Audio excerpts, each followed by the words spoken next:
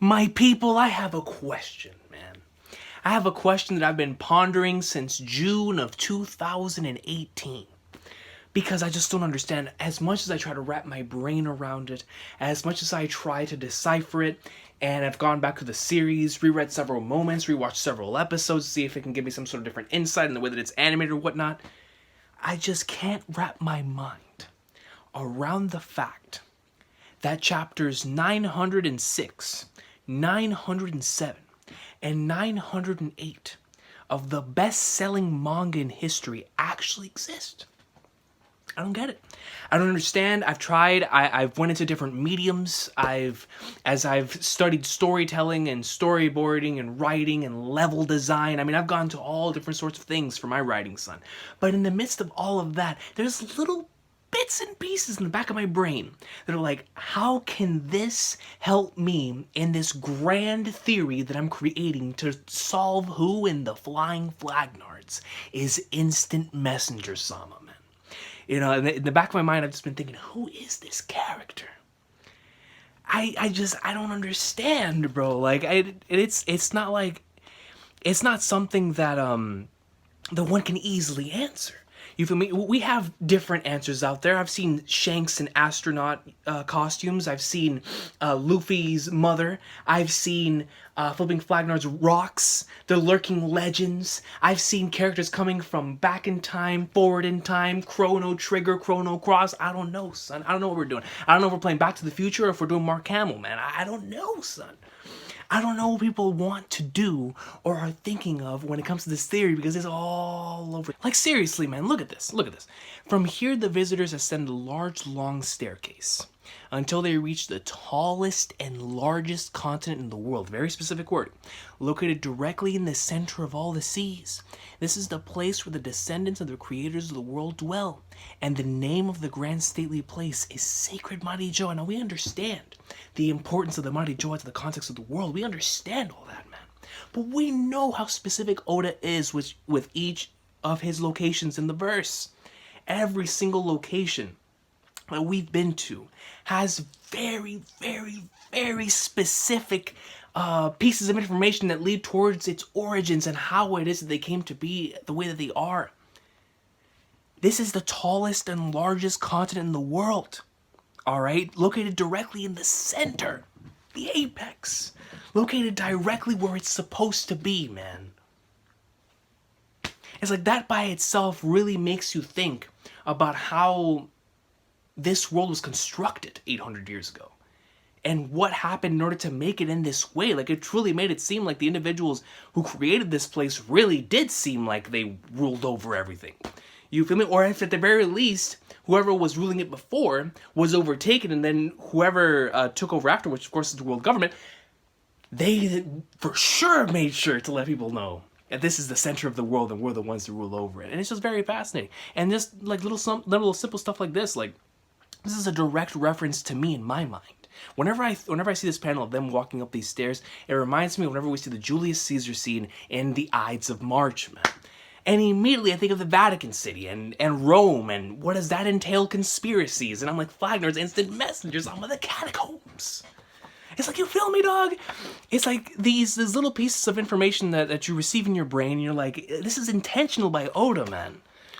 Especially in these chapters. And it's like, brother, look at it. Bro, look at this. Look at this. I think this is the panel, well, probably second to the chapter 1 and 908. But this is the panel I've looked at the most. I mean, bro, just look at it. I mean, we have no answers.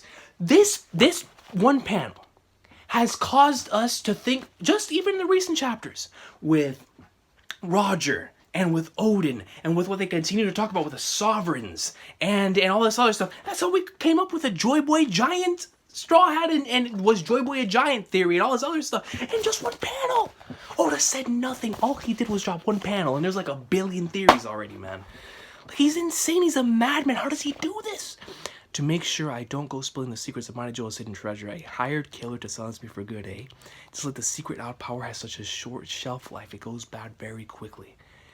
And he's carrying 2 bounty. It's instant messenger, Sama, dude. And then specifically 1, 2, 3, 4, 5, 6, 7 of these little openings, man. It's like, dog, are we playing Chrono Trigger? Are we reading One Piece? What are we doing? What are we doing, son? Like, are these the weapons from Final Fantasy, man? Where you have to go defeat the Ruby weapon and all that stuff? Like, what are we looking at, man? What are we looking at, coach? And then 907, by the mother of FLAGNARDS, rocks the empty throne. That empty throne speech, bro. I go back to read this stuff about the empty throne because you look at it and it's pointing to space. It's pointing to space, man. There's a massive amount of emptiness between all of those stars, aka the individuals who were there before, who established it in the 20 kingdoms, and then you have, bam! So what does that entail? What does that mean, son? And it's just so fascinating. The 20 weapons to guard the throne were placed there as an oath by the first 20 who created this world 800 years ago. The first 20 who created this world. The creators of the world, man. The individuals who made this world the way that it is. Because obviously this world was not always this way. And it just makes you think, it's like FLAGNARDS is One Piece a post-apocalyptic world where it was filled with technology and out of nowhere something happened. Something happened 800 years ago in that void century and it caused the world to become what it is today. You know, we don't know, man. We have no idea. And that's what makes it so fascinating. And obviously these first 20, after they established the entire thing, as we know back in Sabaody Archipelago, and then why isn't the Celestial Dragons wear these astronaut suits, man? Like, seriously, that throne is located at the very center of the world, and the fact that none sit upon it is a symbol of peace. While the greatest authority in the world is the 5 elders, who are the most high-ranking of Celestial Dragons, there is no one king of the entire world, and we know that is definitely not a shoot. And it's so interesting, man, and like... And it's like he's deliberately doing things, right? Because we hear this speech, who do we see immediately after? We see Shirahoshi, we think back to Fisherman Island, ancient weapons, the Sea Kings. You know, it's like, okay, Noah, like we're thinking end of series stuff. Following page, freaking Charlos, Celestial Dragons, thinking back to the speeches and the astronauts and how they don't want to associate themselves with these air breathers. You feel me? They see themselves so far above everyone else. But why are they wearing astronaut suits? Do they originate from there? Do they want to go there? Like, what? What? And then right after that, who do we see? Robert D. Lucci. What does Robert D. Lucci associate himself with? Enies Lobby, Robin, the O'Hara flashback, Kill Clover, popped him the moment he almost said the name of the ancient kingdom. Like, you just think of all these different things, man, these images that immediately bring back thoughts. Robin, O'Hara, they got destroyed, Void Century. Like, bro, this is deliberate, ladies and gentlemen. This is deliberate. And it's like, how does he do this? And then who do we see in the final page? Shanks. I want to talk about a certain pirate. I can't tell you the amount of times that I've discussed this one panel with God knows how many people.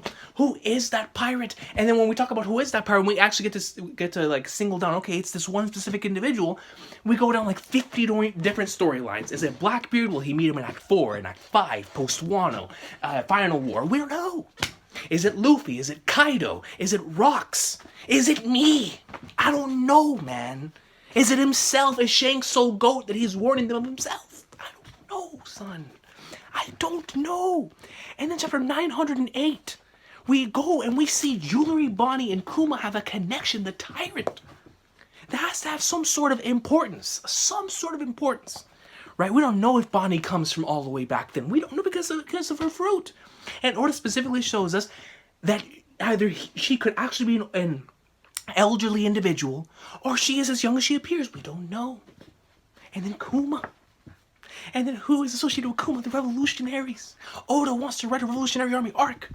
And thanks to the context in 956 and 957, and knowing what's happening in the world right now and how insane it's going down, people are sweating. Something happened with Sabo, possibly connected to Cobra and Vivi. And we're like, brother, what is going on?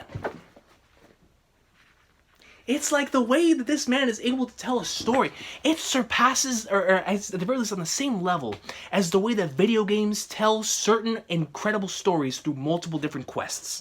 Because it just connects so well together, and I'm like, the more information that we get, the more the picture becomes clear, but the more like questions that there are. This Revolutionary Army plot has to connect to the Kuma plot in some way, shape, or form. And then what's connected to that because of the interview they did with Oda? Luffy's past, Dragon's past, possibly God Valley because of the slaves, and possibly Luffy's mother. And then Garp. Oda wants to tell a story about Garp, as he said in that same interview. And then we know what happened to Sabo, man, and it's like flatter. The day of the Reverie is a brief reminder the seas of the world are split into 4 parts by the red line, the looming continental wall, and the dangerous grand line stretch of sea of which Luffy's crew is voyaging the portion known as the New World.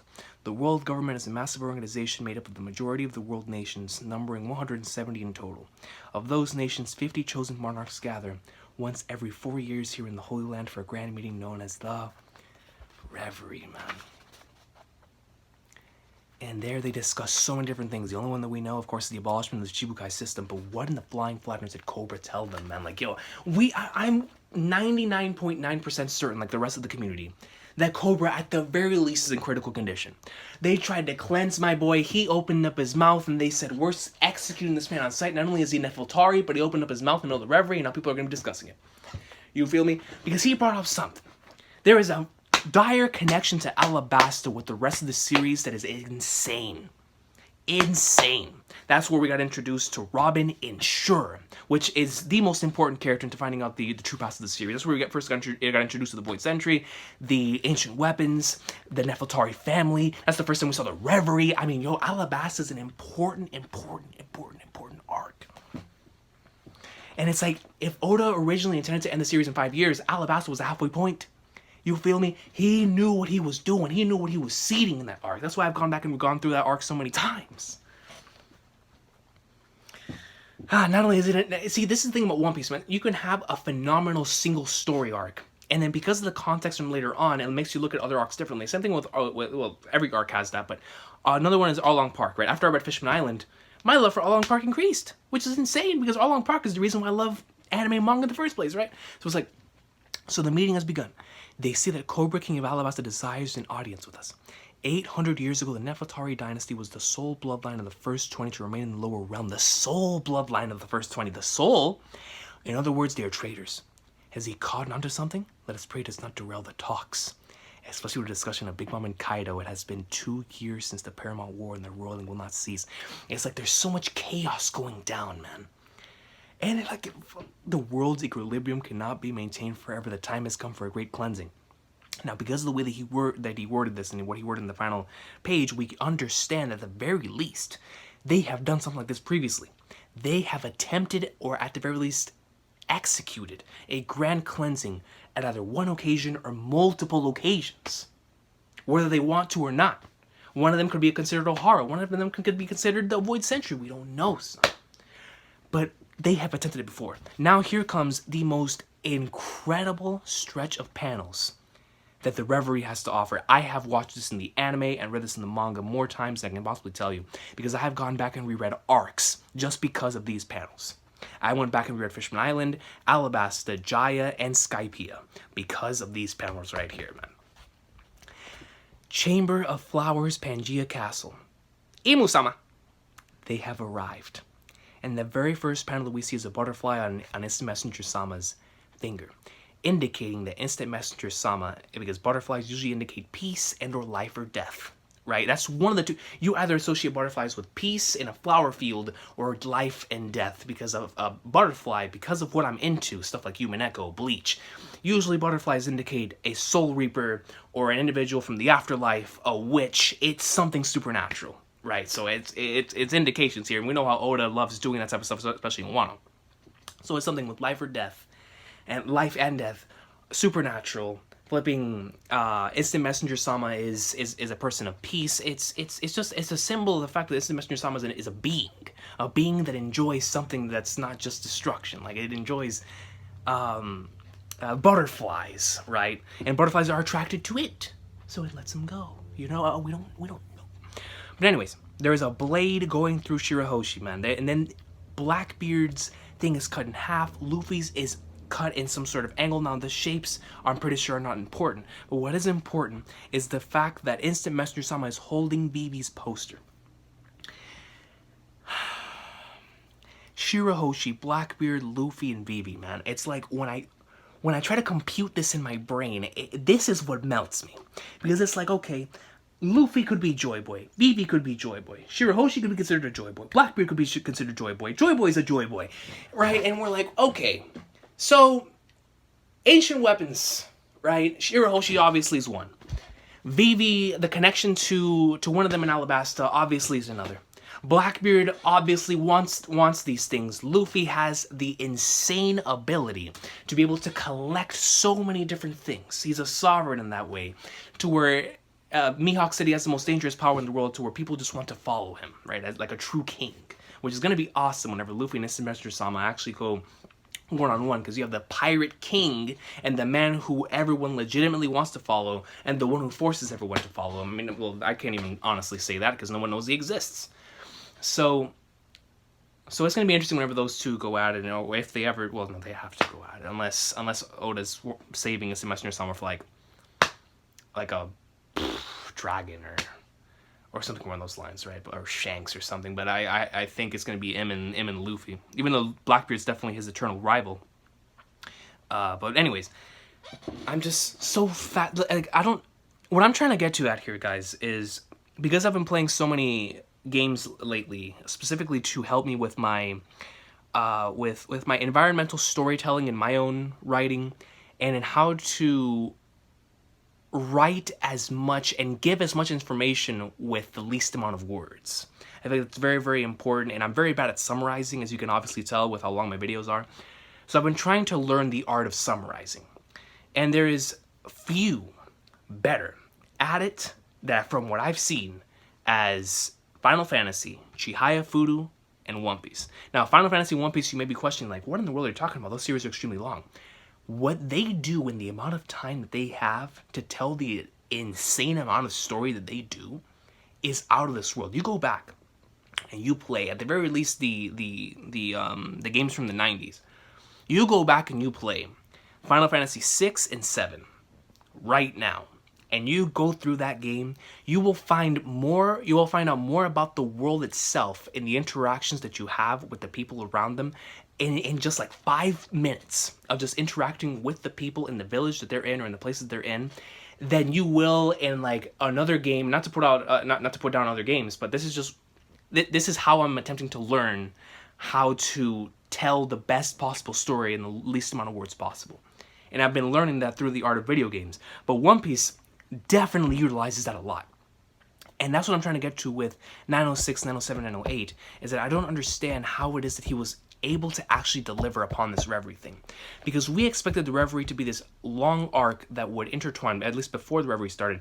We were theorizing that, okay, Reverie would it link into Wano, but the way that it would was going to be completely different. What Oda did instead is he gave us around 54 pages of stuff that we are still talking about today.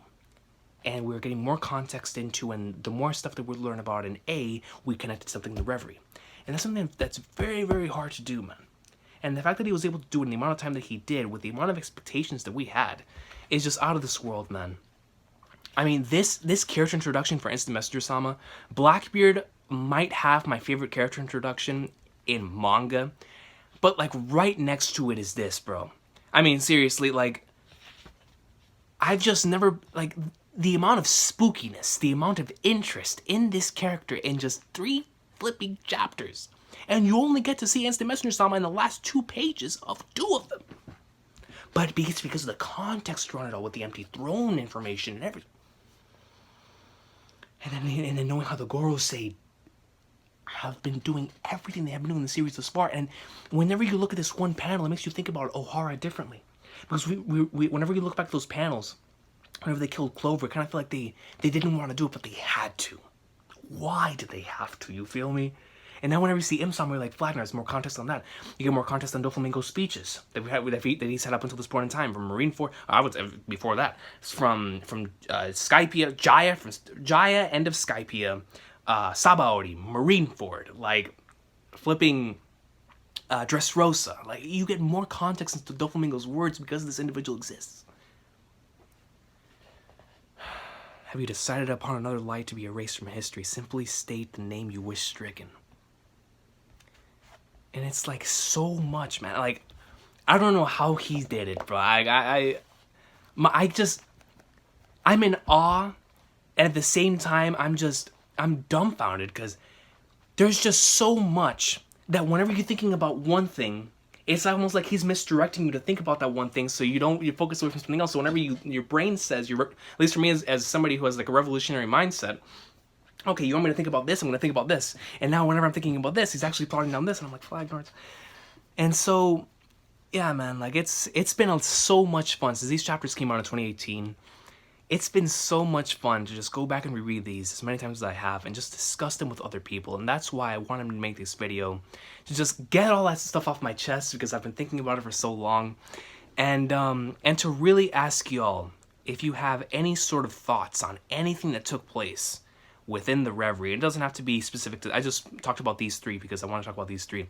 But if you have something interesting to point out when it comes to chapter 925 or 956, 957, future theory, or just any topic of conversation that you want to get off of your chest when it comes to this, to these magnificent stretch of chapters, or like referencing it, or even just One Piece in general, leave it in the comment section down below, man. I'm genuinely interested in finding out more people's thoughts on this, and I would just love, like, my favorite conversations that I've had about One Piece when it comes to discussing the story has been about this stuff in the past couple of since these chapters came out, like whether it be my cousin or other YouTubers, with my friends and like calls. This is the stuff we talk about the most, man. Inevitably, it just happens. We talk about what happened lately in Wano and this. It's incredible how he did that, man. But anyways, I really want to get that off my chest, man. One Piece greatness. Instant Messenger Sama, man. His existence, like, how, dude? How do these chapters actually exist? One Piece greatness. I hope everybody has an awesome of a day, man. It's the best-selling manga in history for a reason, man. You feel me?